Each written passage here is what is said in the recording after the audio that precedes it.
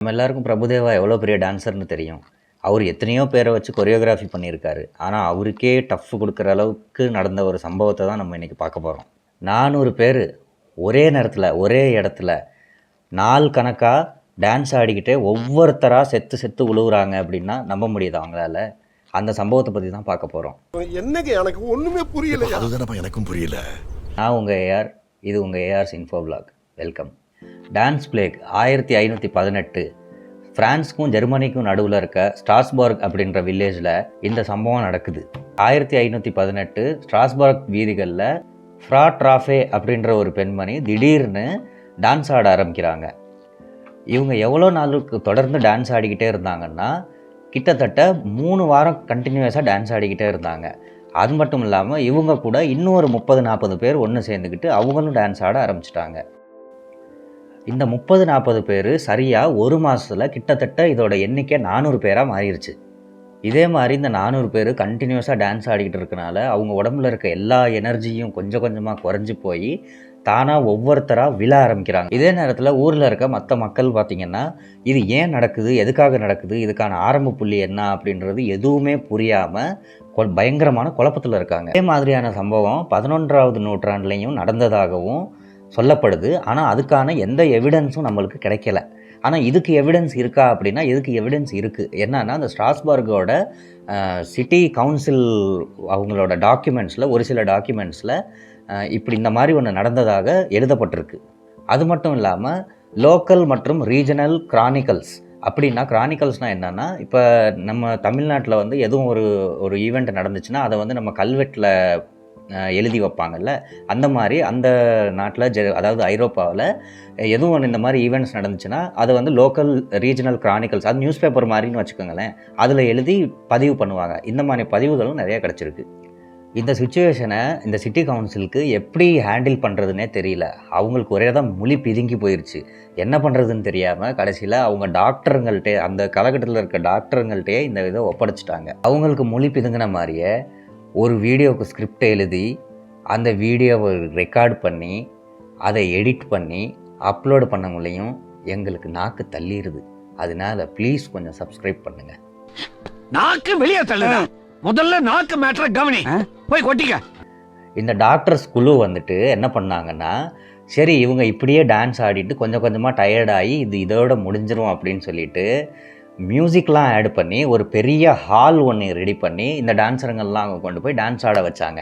ஆனாலும் அப்படியும் இந்த பிரச்சனை முடியலை. இன்னும் டான்ஸ் ஆடிக்கிட்டே தான் இருக்காங்க அவங்க. இந்த மியூசிக்லாம் ஆட் பண்ணதுக்கப்புறம் என்ன ஆச்சுன்னா இந்த மியூசிக்கும் அவங்க ஆடுற டான்ஸுக்கும் இன்னும் கொஞ்சம் அவங்களுக்கு உள்ளேருந்து எந்தூசியாசம் வந்து இன்னும் அதிகமான பேர் சேர்ந்து ஆட ஆரம்பிச்சிட்டாங்க. இவ்வளோ இதுக்கு அந்த சிட்டி கவுன்சிலோட அத்தாரிட்டிஸும் இந்த மக்களோட சேர்ந்து டான்ஸ் ஆட ஆரம்பிச்சிட்டாங்க. இதுக்கப்புறம் இதை கவனித்த சிட்டி கவுன்சில் என்னடா இது பிரெஞ்சு நாட்டுக்கு வந்த சோதனை அப்படின்ற மாதிரி யோசித்து மறுபடியும் இந்த சிச்சுவேஷன் அவங்க கையிலேயே எடுத்துக்கிட்டு, என்னடா இது மதுரைக்காரனுக்கு வந்த சோதனை, இனிமே கத்தி காட்டா காரிக்கு போவாங்களே. அதுக்கப்புறம் ஃபஸ்ட்டு இந்த மியூசிக்கெல்லாம் பேன் பண்ணாங்க. பேன் பண்ணிவிட்டு இதெல்லாம் எதுக்கு நடக்குது அப்படின்னு ஒரு யோசனை பண்ணாங்க. அதில் அவங்களுக்கு என்ன தோணுச்சு அப்படின்னா, பொதுவாகவே அந்த காலகட்டத்தில் வந்து செயின்ட் வைட்டஸ் அப்படின்ற ஒரு சர்ச், அதாவது சர்ச்சோ கோயில் சம்திங் அந்த மாதிரி வச்சுக்கோங்க. செயின்ட் வைட்டஸ் அப்படின்ற ஒரு சர்ச்சுக்கு போய் ஒவ்வொரு வருஷமும் ஜூன் மாதத்தில் ஒரு சின்ன திருவிழா நடத்துவாங்க.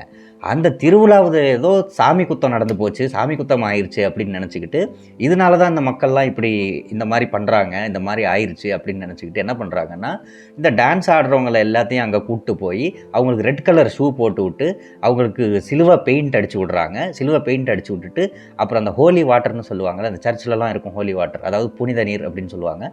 அந்த புனித நீரை மேலே தெளித்து விட்டு அதுக்கப்புறம் என்ன பண்ணுறாங்கன்னா எல்லார் கையிலையும் சின்ன சின்ன சிலுவைகள் கொடுத்து உங்களை வந்து செயின்ட் வைட்டஸ் வந்து மன்னிச்சிட்டாரு, இதுக்கப்புறம் நீங்கள் இந்த மாதிரி டான்ஸ் ஆட மாட்டீங்க அப்படின்னு சொல்லி எல்லாரையும் வீட்டுக்கு அனுப்பிச்சி விட்றாங்க. இந்த நம்பிக்கையில் அதுக்கப்புறம் இது கொஞ்சம் குறையவும் செய்யுது. இந்த செயின்ட் வைட்டஸ் யாருன்னு பார்த்தீங்கன்னா, ஒரு வைட்டஸ் அப்படின்ற ஒரு பையன். இவர் வந்து ஒரு சிசிலியன் நாட்டை சேர்ந்தவர்.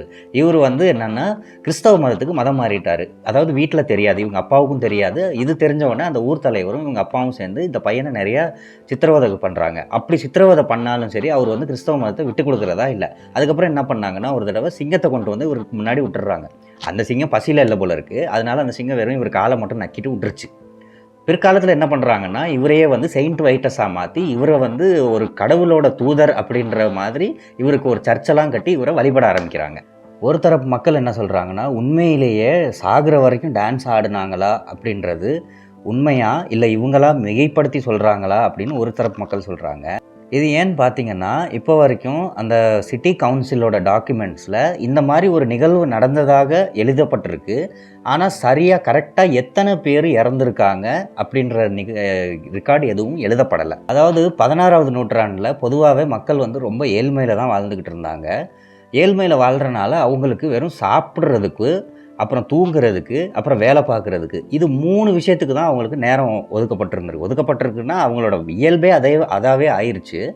அதனால என்ன ஆகுதுன்னா இதனால ஒரு பெரிய ஸ்ட்ரெஸ் ஒன்று உண்டாகுது அவங்க மேலே.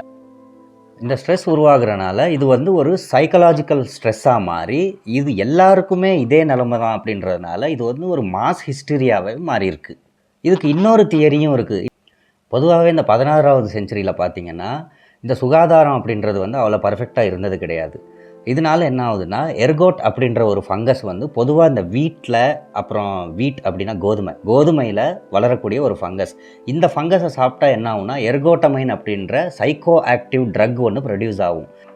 இந்த ட்ரக் வந்து நம்ம பாடிக்குள்ளே போணுச்சுன்னா, அதாவது நம்ம சாப்பிடும்போது உள்ளே போணுச்சுன்னா என்ன ஆகும்னா ஒரு விதமான ஹாலுசினேஷன்ஸ்லாம் க்ரியேட் பண்ணும். நீங்கள் இந்த சைக்கடாலிக் காளான் அப்படின்லாம் கேள்விப்பட்டிருப்பீங்க, ஒரு சில படத்தில் கூட பார்த்துருப்போம் நம்ம. இதை சாப்பிட்டதுக்கப்புறம் அவங்க ஒரு வேறு உலகத்தில் இருக்கிற மாதிரியான ஒரு ஃபீலிங் அந்த மாதிரி வரும். அந்த மாதிரியான ஒரு ஸ்டேட் ஆஃப் மைண்டில் தான் இவங்க இருந்திருக்காங்க அப்படின்னு ஒரு தியரி இருக்குது. அதாவது ஹாலுசினேஷன்னா என்ன அப்படின்னா இருக்குது ஆனால் இல்லை, இருக்கிற மாதிரி இருக்கும் ஆனால் இருக்காது, உண்மையிலே இருக்காது ஆனால் இருக்கிற மாதிரி அவங்க நினச்சிக்குவாங்க. இதுதான் ஹாலுசினேஷன் ஸ்டேட் ஆஃப் மைண்ட். ஒரு விஷயம் இருக்கு ஆனா இல்ல.